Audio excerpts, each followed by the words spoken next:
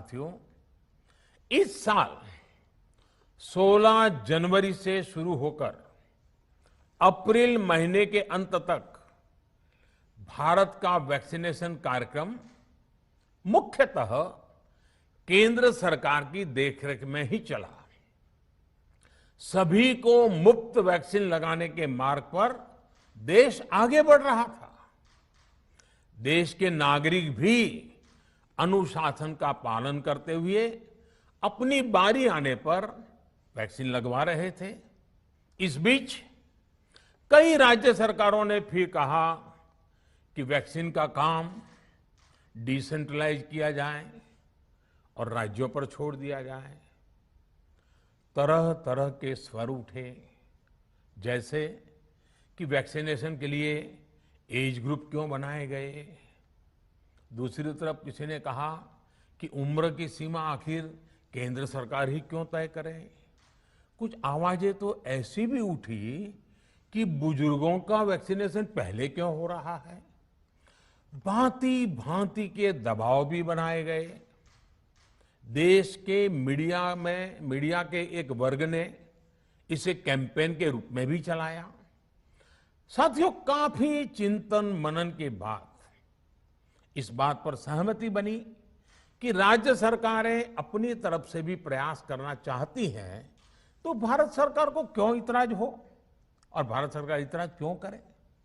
राज्यों की इस मांग को देखते हुए, उनके आग्रह को ध्यान में रखते हुए 16 जनवरी से जो व्यवस्था चली आ रही थी, उसमें प्रयोग के तौर पर एक बदलाव किया गया। हमने सोचा कि राज्य ये मांग कर रहे हैं, उनका उत्साह है, तो चलो भाई 25% का काम उन्हीं को सुपुर्द कर दिया जाए, उन्हीं को दे दिया जाए। स्वाभाविक है 1 मई से राज्यों को 25% काम उनके हवाले कर दिया गया।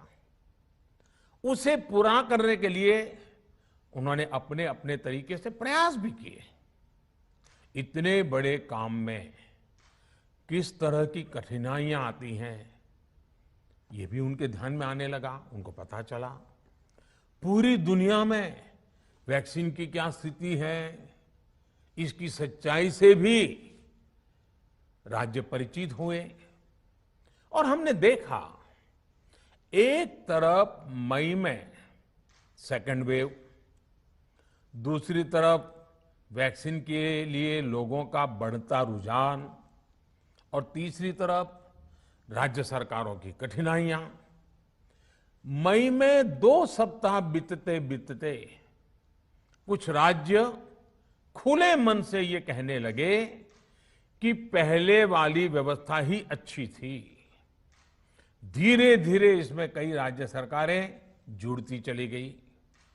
वैक्सीन का काम राज्यों पर छोड़ा जाए, जो इसकी वकालत कर रहे थे, उनके विचार भी बदलने लगे।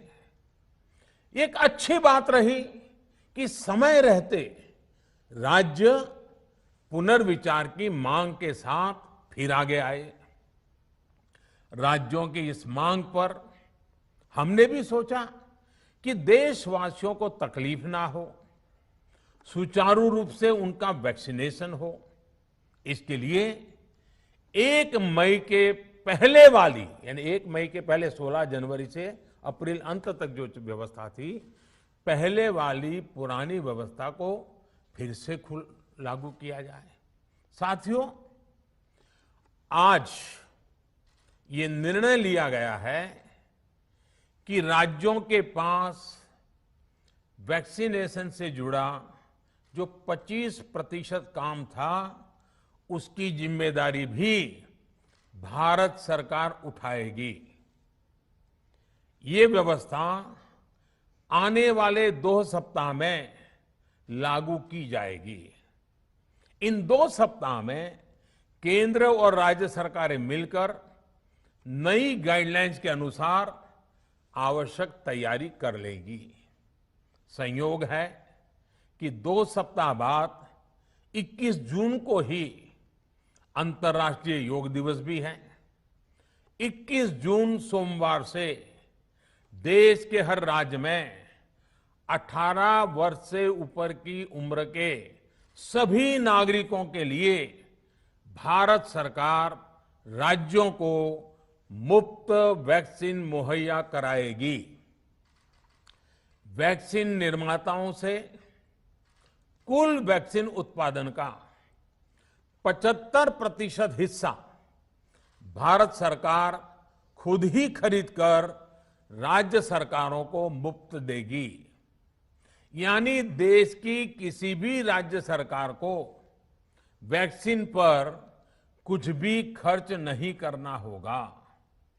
अब तक देश के करोड़ों लोगों को मुफ्त वैक्सीन मिली है। अब 18 वर्ष की आयु के लोग भी इसमें जुड़ जाएंगे। सभी देशवासियों के लिए भारत सरकार ही मुफ्त वैक्सीन उपलब्ध करवाएगी। गरीब हो, निम्न मध्यम वर्ग हो, मध्यम वर्ग हो या फिर उच्च वर्ग, भारत सरकार के अभियान में मुफ्त वैक्सीन ही लगाई जाएगी। हां, जो व्यक्ति मुफ्त में वैक्सीन नहीं लगवाना चाहते, प्राइवेट अस्पताल में वैक्सीन लगवाना चाहते हैं, उनका भी ध्यान रखा गया है। देश में बन रही वैक्सीन में से 25% प्राइवेट सेक्टर के अस्पताल सीधे ले पाए, ये व्यवस्था जारी रहेगी।